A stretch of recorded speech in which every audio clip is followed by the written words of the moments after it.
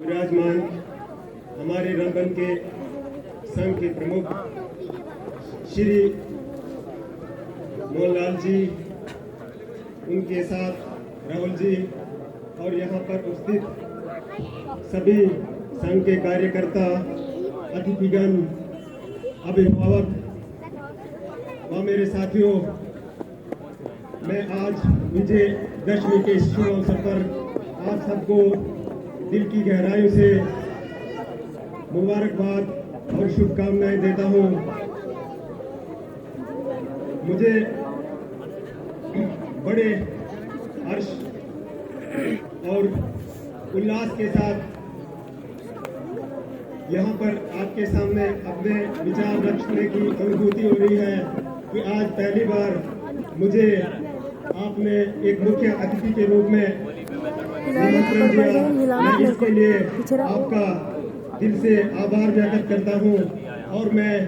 ईश्वर की भी धन्यवाद करता हूँ कि जिन्होंने मुझे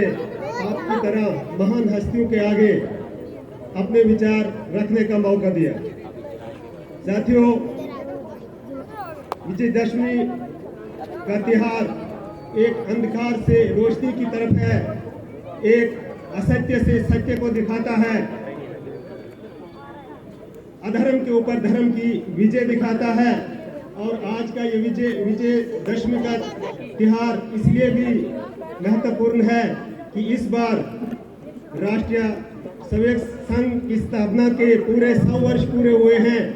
और इस वक्त पूरे देश में, पूरे भारत में बड़े हर्ष और उल्लास के साथ ये त्योहार मनाया जा रहा है।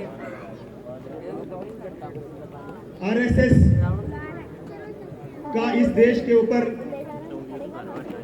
बहुत उपलब्धियां हैं। इन्होंने कठिन समय में देश में बहुत महत्वपूर्ण कार्य किए हैं। आरएसएस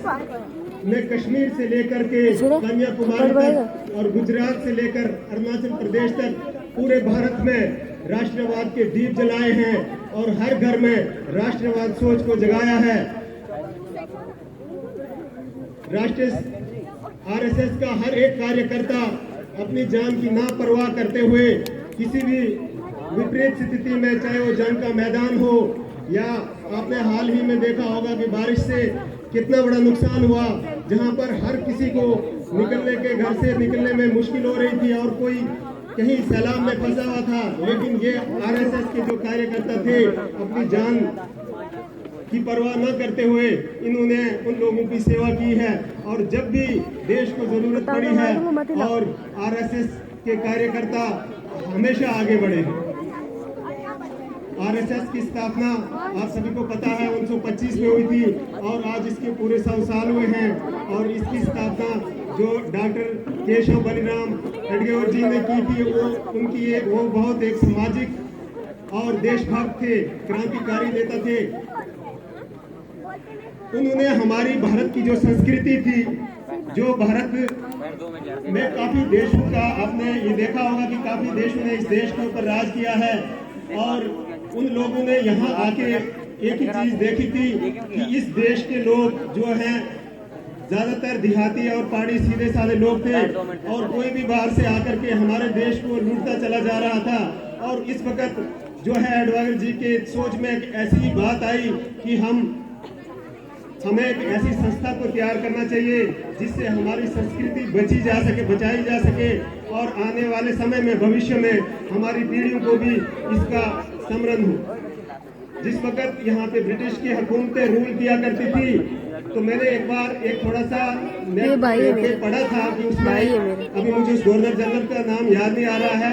उसकी फीमेल ने वहाँ से इंग्लैंड से वहाँ से उसको एक लेटर लिखा था। उस लेटर में लिखा था कि आप ऐसे जहल अनपढ़ लोगों से अभी तक जीत नहीं पा रहे हैं जो कि एक डंडे और ये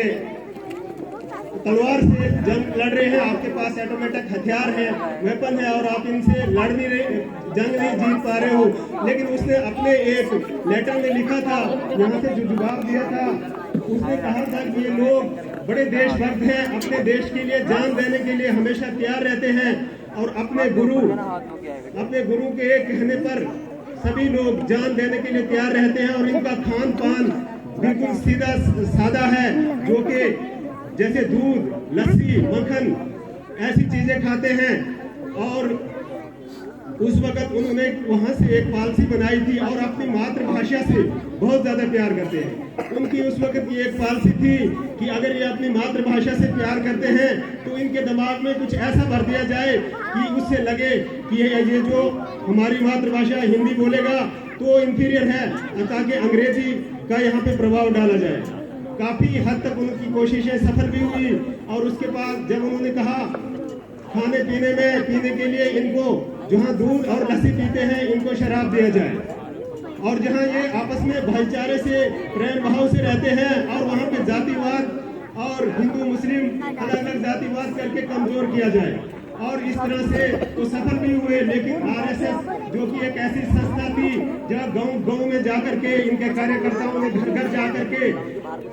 संदेश पहुंचाया, जो कि राष्ट्रवाद का संदेश पहुंचाया, और इनकी बहुत भूमिका है। आज भी मैं अपने इलाके में कहीं पे देखता हूँ हमारे लोग शराब पी करके अलग अलग गतिविधियों में, नशों में, और आज भी कोई इलाके ऐसे हैं जहाँ पे आज भी ये जातिवाद के नाम पे लड़ाई झगड़े छूटछाट ऐसा किया जा सकता है। लेकिन इस वक्त सख्त कानून भी बनाए गए हैं और आरएसएस और हम सबको जितने भी हमें हैं इस बुराई के लिए जंग लड़नी है और आगे बढ़ते ही रहना होगा। इसके साथ ही मैं आपका ज्यादा समय न लेते हुए